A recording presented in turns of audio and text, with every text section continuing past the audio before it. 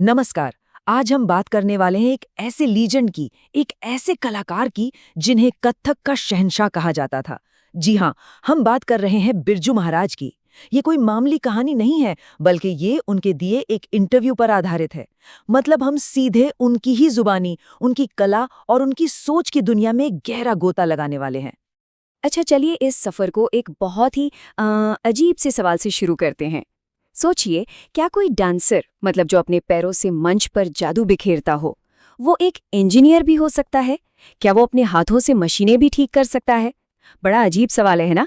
पर यकीन मानिए, इसका जवाब हमें बिरजू महाराज की कहानी में ही मिलेगा। बिरजू महाराज की ये एक बात उनकी सोच की गहराई को दिखाती है। वो कहते थे कि परंपरा यानी हमारा ट्रेडिशन एक पेड़ की तरह है। जैसे पेड़ सबको एक जैसी छाया देता है, कोई भेदभाव नहीं करता, वैसे ही परंपरा भी सबको सहारा देती है। तो चलिए इसी खूबसूरत सोच के साथ उनके जीवन के सफर को समझने की कोशिश करते हैं। कथक के शहंशाह। जब भी कथक का जिक्र होता है ना, तो बस एक ही नाम, एक ही चेहरा आंखों के सामने आता है, बिरजू महाराज। वो सिर्फ एक डांसर नहीं थे, अरे वो तो कथक का दूसरा नाम बन गए थे। चाहे इंडिया हो या दुनिया का कोई भी कोना, उनकी कला का डंका हर जगह बजता था। तो कौन थे बिरजू महाराज? देखिए, उन्हें पद्म विभूषण मिला, जो भारत के सबसे बड़े सम्मानों में से एक हैं। लेकिन इन अवार्ड से भी कहीं बढ़कर वो एक इंस्पिरेशन थे, एक प्रेरणा। उनकी कहानी हमें ये सिखाती है कि लाइफ चाहे कितने भी मुश्किल इम्तिहान ले, अपने पैशन को, अपनी कला को, अपने जुनून को कैसे जिंदा रखना है। चलिए अब तैयार हो जाइए, हम टाइम में थोड़ा पीछे जा रहे हैं, उनके बचपन में। देखते हैं कि कैसे एक छोटे नवाब की तरह जीने वाले बच्चे की जिंदगी में अचानक एक तूफान आता है और कैसे वो बच्चा महाराज बनने का एक बहुत ही मुश्किल सफर तय करता है। अब जरा इस कॉन्ट्रास्ट को देखिए, इस तुलना को। ये कमाल की है। एक तरफ क्या था? नवाबों वाली जिंदगी, हवेली, 8-8 सिपाही, लाखों के हार। और फिर अचानक दूसरी तरफ क्या है? पिता का देहांत, आर्थिक परेशानियां और वो लाखों के हार वाले डिब्बे अब खाली हैं। ये हमें दिखाता है कि जिंदगी कितनी अनप्रिडिक्टेबल, कितनी अप्रत्याशित हो सकती है। तो अब शुरू होती है उनकी फॉर्मल ट्रेनिंग, गुरु शिष्य परंपरा। उनके गुरु कौन थे? उनके पिता और चाचा ही। और ये गंडा सेरेमनी, ये बस एक धागा बांधने की रस्म नहीं थी। ये गुरु और शिष्य के बीच एक अटूट रिश्ते का, एक कमिटमेंट का प्रतीक था। और इस कहानी में सबसे खूबसूरत बात क्या है? उनकी माँ का योगदान। सोचिए, पिता ने भेंट मांगी और माँ ने अपने ही बेटे की पहली 2 परफॉर्मेंसेस से कमाए पैसे उन्हें दे दिए। मतलब बेटे की मेहनत से ही उसकी आगे की शिक्षा की नींव रखी गई। कमाल है।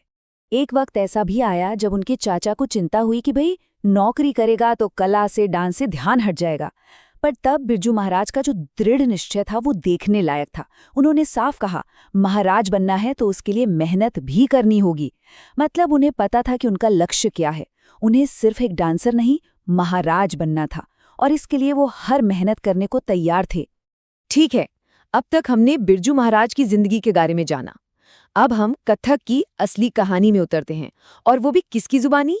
खुद उस लेजेंड की जुबानी, जिसने इस कला को सिर्फ सीखा नहीं बल्कि जिया और पूरी दुनिया में इसका नाम रोशन किया। तो कथक आखिर है क्या?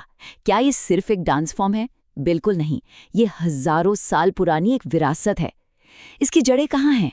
महाभारत और रामायण जैसे ग्रंथों में। सोचिए, ये मंदिरों में कहानी सुनाने की एक कला के तौर पर शुरू हुआ था, जिन्हें कथिक कहते थे।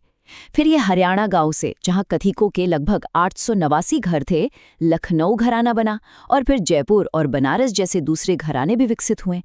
क्या जबरदस्त सफर रहा है। ये लाइन, बैरिग्यान आला जुलूम जोर, 9 कथिक नचावे 3 चोर, ये एक बहुत ही मजेदार लोक कथा का हिस्सा है। कल्पना कीजिए, एक नाले के पास 9 कथक कलाकार डांस कर रहे हैं और 3 चोर यानी डाकू उन्हें लूटने आते हैं। पर होता क्या है, कलाकार अपने डांस में इतने मग्न हो जाते हैं कि वो डाकू भी सब कुछ भूलकर नाचने लगते हैं। ये दिखाता है कि कला में कितनी ताकत है, ये डाकुओं को भी नाचने पर मजबूर कर सकती है ना कमाल?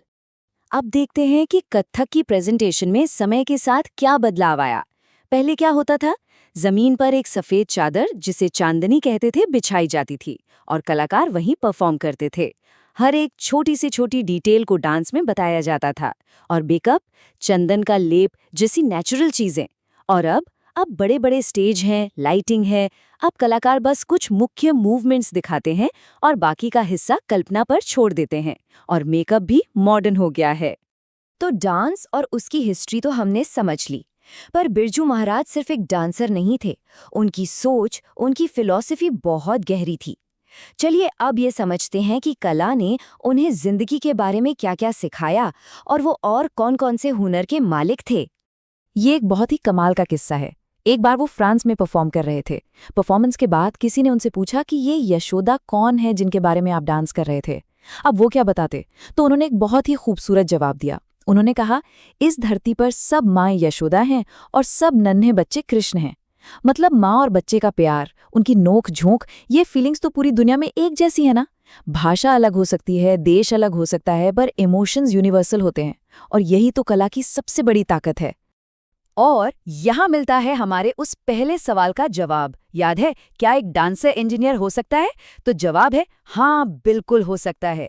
बिरजू महाराज सिर्फ एक महान डांसर नहीं थे, वो तबला और हारमोनियम बजाते थे, फिल्मी गाने गाकर सबका मनोरंजन करते थे। उन्होंने 2 साल में करीब 100 पेंटिंग्स बना डाली।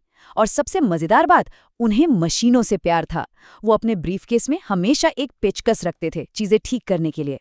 इससे पता चलता है कि एक सच्चा कलाकार जिंदगी के हर पहलू में कला और क्रिएटिविटी ढूंढ ही लेता है।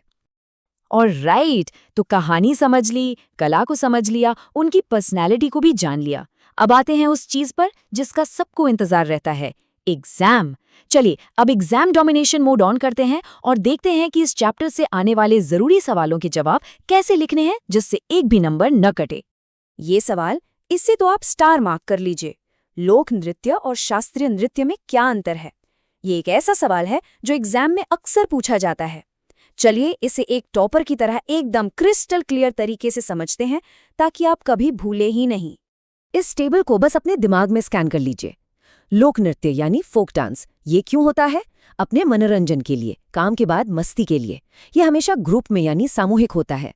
वहीं शास्त्रीय नृत्य यानी क्लासिकल डांस, ये दर्शकों के लिए किया जाता है।